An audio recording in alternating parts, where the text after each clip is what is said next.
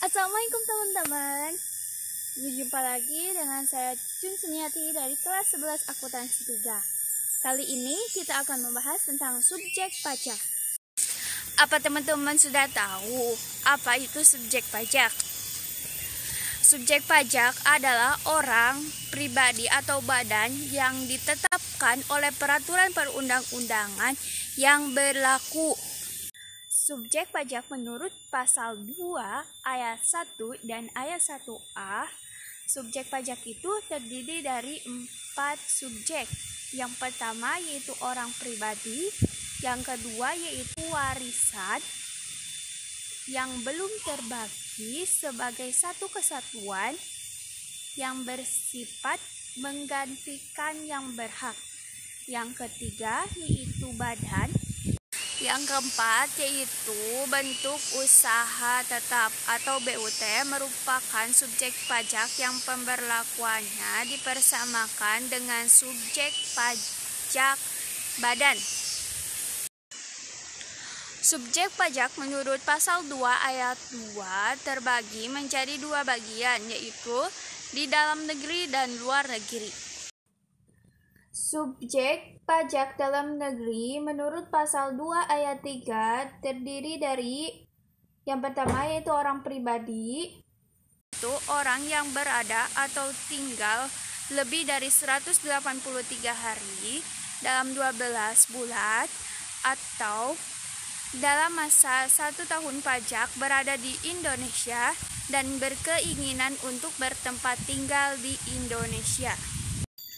Yang kedua yaitu badan didirikan dan bertempat di Indonesia kecuali unit-unit tertentu pemerintahan yang masuk kriteria. Yang pertama yaitu pembentukannya berdasarkan undang-undang. Yang kedua yaitu pembiayaannya bersumber dari APBN atau APBD. Pemasukannya dimasukkan ke APBN atau APBD. Yang keempat yaitu pembukuannya diawasi oleh aparat fungsional negara. Yang ketiga yaitu warisan yang belum terbagi.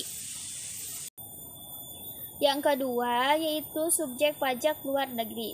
Subjek pajak luar negeri menurut pasal 2 ayat 4 yaitu terdiri dari orang pribadi.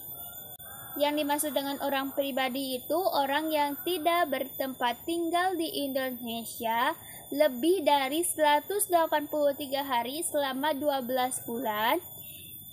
Yang kedua yaitu badan. Yang dimaksud dengan badan ialah badan yang tidak didirikan atau tidak bertempat tinggal di Indonesia.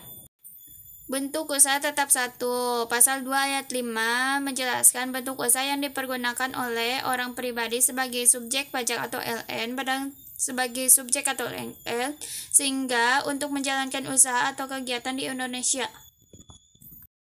Dan yang inilah yang ada di struktur bentuk usaha tetap. Dan inilah ilustrasi subjek pajak. Saat mulai dan berakhirnya kewajiban subjektif.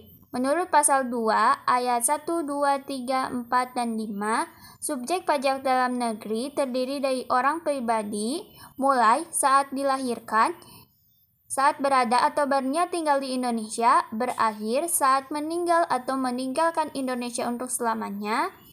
Yang kedua, badan mulai saat didirikan atau berkedudukan di Indonesia, berakhir saat dibubarkan atau tidak lagi berkedudukan di Indonesia. Yang ketiga, warisan belum terbagi, mulai saat timbulnya warisan, berakhir saat warisan selesai dibagikan. Saat mulai dan berakhirnya kewajiban subjektif. Menurut pasal 2 ayat 1, 2, 3, 4, dan 5, subjek pajak luar negeri terdiri dari orang pribadi, mulai saat menerima atau memperoleh penghasilan dari Indonesia, berakhir saat tidak lagi menerima atau memperoleh penghasilan dari Indonesia. Yang kedua yaitu badan, mulai saat melakukan usaha kegiatan melalui BUT di Indonesia, berakhir saat tidak lagi menjalankan usaha melalui BUT di Indonesia. Kewajiban pajak subjektif. Kewajiban pajak subjektif orang pribadi yang berada atau bertempat tinggal di Indonesia hanya meliputi sebagian dari tahun pajak yang tidak termasuk subjek pajak. menurut pasal 3, yang pertama yaitu kantor perwakilan negara asing.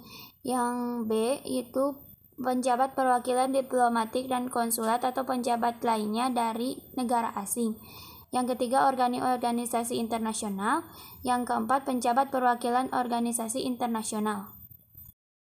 Dan mungkin sekian presentasi dari saya. Mohon maaf apabila ada kesalahan, karena kesalahan hanya datang dari saya, dan kebenaran hanya datang dari Allah Subhanahu wa Ta'ala.